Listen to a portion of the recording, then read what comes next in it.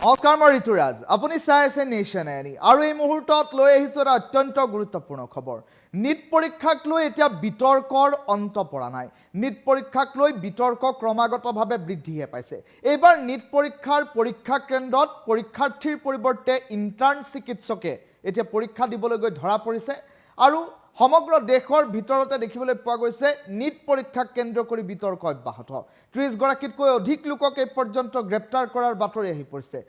বিভিন্ন সময়ত বিভিন্ন অসাধু কাৰ্যকলাপ সংগঠিত কৰিবলৈ চেষ্টা কৰাৰ অপৰাধত বহু লোকক ইতিমধ্যে আটক কৰাৰ বাতৰি পোহৰলৈ আহিছে গুৰুত্বপূৰ্ণ খবৰ এই মুহূৰ্তত নেশ্যন এনিৰ দৰ্শকসকলৰ বাবে আগবঢ়াইছো নিট পৰীক্ষাক লৈ ইতিমধ্যে অব্যাহত আছে বিতৰ্ক আৰু তাৰ মাজতে পুনৰ নিট পৰীক্ষাত এতিয়া লাগিছে কেনা 10 লাখ টকা দি নিট পৰীক্ষাৰ পাছ কৰাৰ বাবে পৰিকল্পনা হাতত লোৱাৰ চৰ্চা এতিয়া পোহৰলৈ অহা দেখিবলৈ পোৱা গৈছে তেনে ধৰণৰ ঘটনা এতিয়া পোহৰলৈ আহিছে 30 জনতকৈ অধিক লোকক এই পৰ্যন্ত আৰক্ষীয়ে আটক কৰিছে অসৎ উপায় অৱলম্বন কৰাৰ বাবে কেন্দ্ৰীয় বিদ্যালয় পৰীক্ষা কেন্দ্ৰৰ পৰা ইতিমধ্যে 7 জনক আটক কৰাৰ বাতৰি আহি পৰিছে ঠিক একেদৰে KRK হাই স্কুলৰ পৰা এজনক ইতিমধ্যে আটক কৰা হৈছে অসৎ উপায় অৱলম্বন কৰাৰ বাবে আটক কৰা হৈছে বুলি জানিব পৰা গৈছে হাসানপুৰৰ উচ্চ বিদ্যালয়ৰ পৰা এজনক ইতিমধ্যে আটক কৰা হৈছে 10 লাখ টকাৰ বিনিময়ত নিট পৰীক্ষাত উত্তীৰ্ণ কৰাৰ চুক্তি ধৰা পৰিছে যাৰ ফলশ্ৰুতিত এতিয়া কেইবাগৰাকীও আটক হৈছে মেডিকেল ছাত্ৰ আৰু ইণ্টাৰ্ণ চিকিৎসকে আনৰ হৈ পৰীক্ষাত বহাৰ চেষ্টা কৰিছিল অসৎ উপায়েৰে পৰীক্ষাত উত্তীৰ্ণ হোৱাৰ ষড়যন্ত্ৰ ৰচিছিল বিহাৰৰ লক্ষীসৰাই জিলাতো চাঞ্চল্যকৰ ঘটনা সংঘটিত হৈছে সমগ্ৰ ঘটনাক লৈ এতিয়া দেখিবলৈ পোৱা গৈছে সমগ্ৰ বিষয়টো বেমেজানিৰ সৃষ্টি হোৱা দেখিবলৈ পোৱা গৈছে এই মুহূৰ্তত অধিক তথ্যৰ বাবে পোনপটীয়া সম্প্ৰচাৰ নিউজ ডেস্কৰ পৰা সংযোগ স্থাপন কৰিছোঁ সতীৰ্থ জ্যেষ্ঠ সাংবাদিক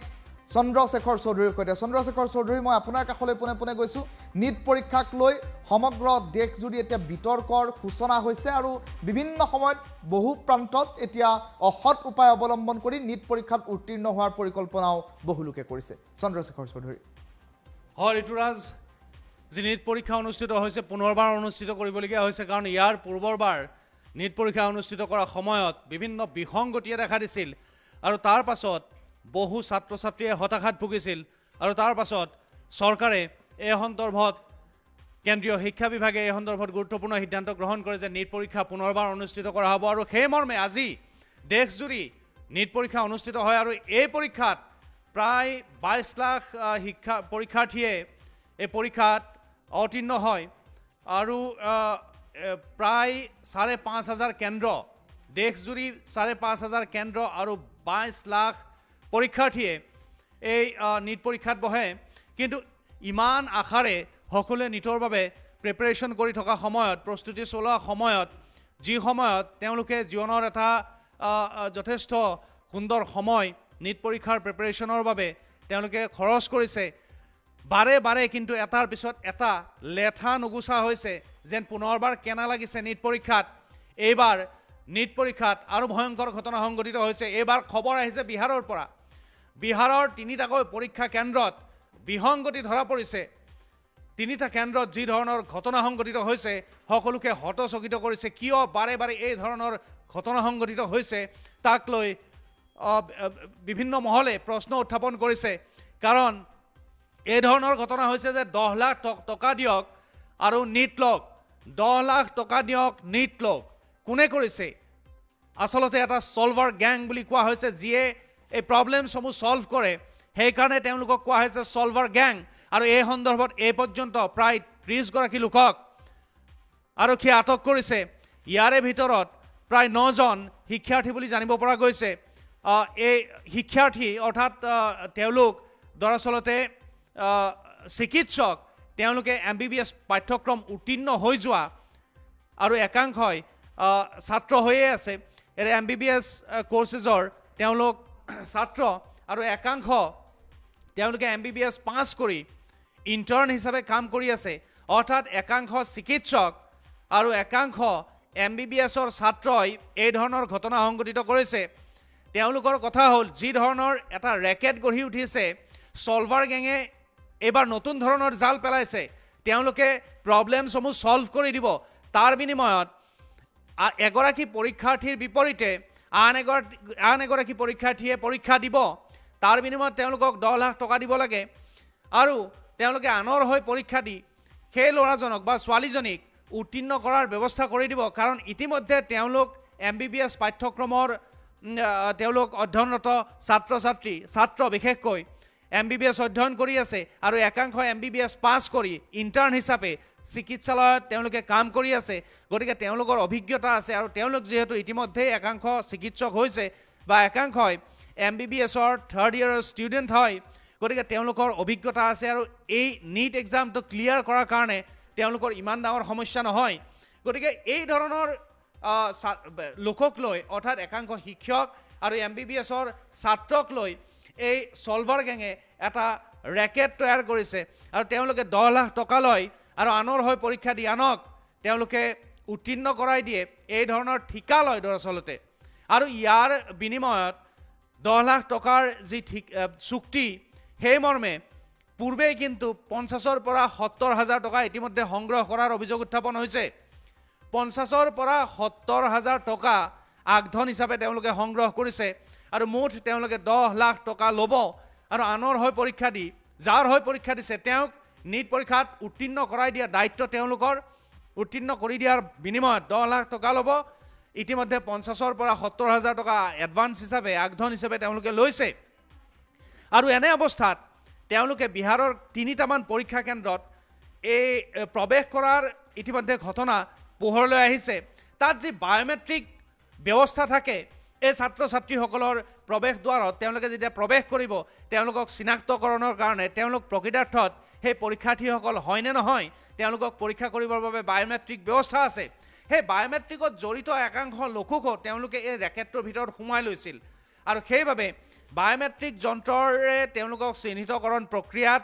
যিসকল নিয়োজিত হৈ আছে তাৰ ভিতৰত কেইগৰাকীমান দৰাচলতে এই ৰেকেটটোৰে জড়িত হৈ আছে সেইবাবে তেওঁলোকৰ একাংশক ইতিমধ্যে আটক কৰা হৈছে সোধা পোছা কৰা হৈছে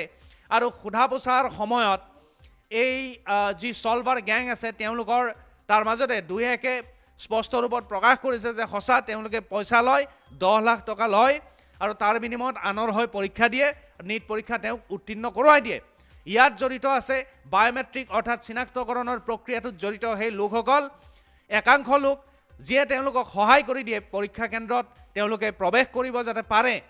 তাৰ সেই ক্ষেত্ৰত তেওঁলোকক সহায় কৰি দিয়া তাৰ বিনিময়ত তেওঁলোকেও ধন লয় গতিকে এবাৰ বেলেগ ধৰণৰ এটা ৰেকেট গঢ়ি উঠিছে কুৱেশ্যন পেপাৰ লিক নহয় কাৰণ কুৱেশ্যন পেপাৰ লিকে ইতিমধ্যে দেশজুৰি তুমুল প্ৰতিক্ৰিয়াৰ সৃষ্টি কৰিছে সমগ্ৰ দেশত তোলপাৰ লাগিছে কাৰণ লক্ষ লক্ষ মেধাৱী ছাত্ৰ ছাত্ৰীয়ে হতাশ হ'বলগীয়া হৈছে কাৰণ নতুনকৈ পৰীক্ষা অনুষ্ঠিত কৰিবলগীয়া হৈছে যাৰ ফলত তেওঁলোকৰ পূৰ্বৰ যি আত্মবিশ্বাস সেই আত্মবিশ্বাস হানি হৈছে সেইবাবে তেওঁলোক হতাশাত ভুগিছে দেশজুৰি তোলপাৰ হৈছে এই পেপাৰ লিকক কেন্দ্ৰ কৰি এবাৰ পেপাৰ লিক নহয় দুষ্ট চক্ৰ এটা বেলেগ ধৰণৰ টেকটিক্স উলিয়াইছে এটা পদ্ধতি উলিয়াইছে যাতে তেওঁলোকে ধন ইনকাম কৰিব পাৰে অবৈধভাৱে আৰু এই ছাত্ৰ ছাত্ৰীসকলক এই পৰীক্ষাত উত্তীৰ্ণ কৰাব পাৰে তাৰ বিনিময়ত মোটা অংকত যাতে ধন আহৰণ কৰিব পাৰে তাৰ বাবে এই ধৰণৰ তেওঁলোকে এক চক্ৰ সলভাৰ গ্যাং তৈয়াৰ কৰিছে ইয়াৰ ভিতৰত চিকিৎসক একাংশ আছে ইতিমধ্যে যোনে MBBS পাছ কৰি গৈছে আৰু MBBS পাঠ্যক্ৰম গ্ৰহণ কৰি থকা একাংশ ছাত্ৰ ইয়াত সোমাই পৰিছে আৰু তেওঁলোকে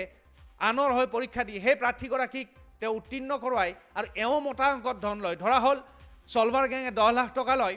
এগৰাকী MBBS ছাত্ৰই বা MBBS পাছ কৰি ইণ্টাৰ্ণ কৰি থকা চিকিৎসকে তাৰ বিনিময়ত 2 লাখ টকা লয় এটা পৰীক্ষা দিয়ে তাৰ বিনিময়ত ইমানখিনি ধন তেওঁলোকে লয় আটাইৰে শ্বেয়াৰ আছে নিজৰ নিজৰ সেইমতে নিজৰ নিজৰ ধন তেওঁলোকে লাভ কৰে এই ধৰণৰ ঘটনাটো যিটো সংঘটিত হ'ল ইতিমধ্যে বিহাৰৰ লক্ষীসৰাইত এই ধৰণৰ ঘটনাটো সংঘটিত হোৱাৰ খবৰ পোৱা গৈছে লক্ষীসৰাই জিলাত দৰাচলতে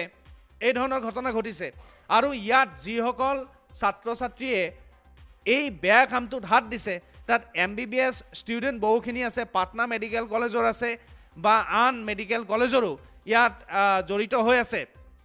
তিনিটাকৈ আমি যি কেন্দ্ৰৰ কথা উল্লেখ কৰিছিলোঁ কেন্দ্ৰীয় বিদ্যালয় এক্সামিনেশ্যন চেণ্টাৰ আমি উল্লেখ কৰিছোঁ ইতিমধ্যে KRK হাইস্কুল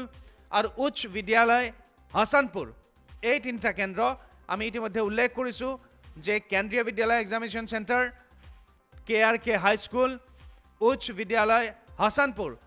এই তিনিটা কেন্দ্ৰত এই ধৰণে প্ৰৱেশ কৰিছিল। ইয়াৰ ভিতৰত আমি উল্লেখ কৰিছোঁ যে পাটনা মেডিকেল কলেজৰ ছাত্ৰ আছে যিসকলে অধ্যয়ন কৰি আছে, তেওঁলোকে এই 2 নম্বৰী বেহাত সোমাই পৰিছে, আনৰ হৈ পৰীক্ষা দিয়া কাৰ্যত লিপ্ত হৈছে। বেনাৰস হিন্দু ইউনিভাৰ্চিটিৰ ছাত্ৰ আছে, এইমছৰ আছে, ৰায়বেৰেলী মেডিকেল ইনষ্টিটিউশ্যন আৰু PMCHৰ আছে, পাটনা মেডিকেল কলেজৰ আছে। এই ধৰণৰ ভাল ভাল শিক্ষানুষ্ঠান মেডিকেল কলেজবিলাকৰ ছাত্ৰই এই ধৰণৰ কামত লিপ্ত হৈছে। ইতিমধ্যে তেওঁলোকক আটক কৰা হৈছে। সৰ্বমুঠ প্ৰায় 30জনমান লোকক আটক কৰা হৈছে আৰু তেওঁলোকে কেইবাজনেও এই কথা স্বীকাৰ কৰিছে যে তেওঁলোক ছলভাৰ গেঙৰ সদস্য আৰু তেওঁলোকে এই কাৰ্য কৰিছে যাতে তেওঁলোকে মোটা অংকত ধন আহৰণ কৰিব পাৰে অবৈধভাৱে আৰু ছাত্ৰ ছাত্ৰীসকলক পৰীক্ষাত পাছ কৰোৱাই দিয়াৰ বিনিময়ত এই ধন তেওঁলোকে সংগ্ৰহ কৰিছে। আৰু ইতিমধ্যে 50,000 পৰা 70,000 প্ৰতিগৰাকী ছাত্ৰৰ পৰা, যাৰ লগত বুজাবুজি হৈছিল, এই ধৰণে সংগ্ৰহ কৰিছে। মুঠতে পুনৰবাৰ নিটক কেন্দ্ৰ কৰি এক পুনৰ বৰ বেয়া লগা পৰিস্থিতিৰ সৃষ্টি হৈছে। ইয়াৰ পূৰ্বে নিট বাতিল হৈছিল, এতিয়া নিটৰ কি কৰা যায়, নিট বাতিল হ'ব নে বাহাল থাকিব নে, সেয়েহে পৰীক্ষা কেন্দ্ৰসমূহত য'ত এই ধৰণৰ বিসংগতি ধৰা পৰিছে তাতে পুনৰ পৰীক্ষা অনুষ্ঠিত কৰিবলগীয়া হয় নেকি, এই বহু কথা আহি পৰিছে। এই নিটৰ পৰীক্ষাটোক দৰাচলতে এইবাৰ বিশেষ গুৰুত্ব প্ৰদান কৰিছে কেন্দ্ৰীয় চৰকাৰে বা বিভিন্ন মহলে, শিক্ষা বিভাগে। কেন্দ্ৰই গুৰুত্ব দিয়াৰ উপৰিও প্ৰতিখন ৰাজ্য আৰু কেন্দ্ৰীয় শাসিত অঞ্চলত যিসমূহ পৰীক্ষা কেন্দ্ৰ স্থাপন কৰা হৈছে, প্ৰায় 5,500 পৰীক্ষা কেন্দ্ৰ, কাৰণ প্ৰায় 22 লাখ পৰীক্ষাৰ্থীয়ে পৰীক্ষাত অৱতীৰ্ণ হ'ব। গতিকে ইমান ডাঙৰ আয়োজন, তাৰ মাজতো সুৰুঙা নথকাকৈ এই যাতে পৰীক্ষা অনুষ্ঠিত কৰিব পাৰে তাৰ বাবে সকলো যাৱতীয় ব্যৱস্থা গ্ৰহণ কৰা হৈছিল। প্ৰধানমন্ত্ৰী নৰেন্দ্ৰ মোদীয়ে দিল্লী বিমানবন্দৰত অৱতৰণ কৰিছিল। আহি কিন্তু প্ৰধানমন্ত্ৰীগৰাকীয়ে এটা কথা লক্ষ্য কৰিছিল যে যিহেতু তেওঁ 1 বজাত আহি অৱতৰণ কৰিছে আৰু 2 বজাৰ পৰা নিট পৰীক্ষা আছে, যদি 1 বজাত অৱতৰণ কৰে তেনেহ'লে তেওঁ যোৱাৰ নামত আগে পিছে যিসমূহ কনভয় থাকিব, তাৰ ফলত নিটৰ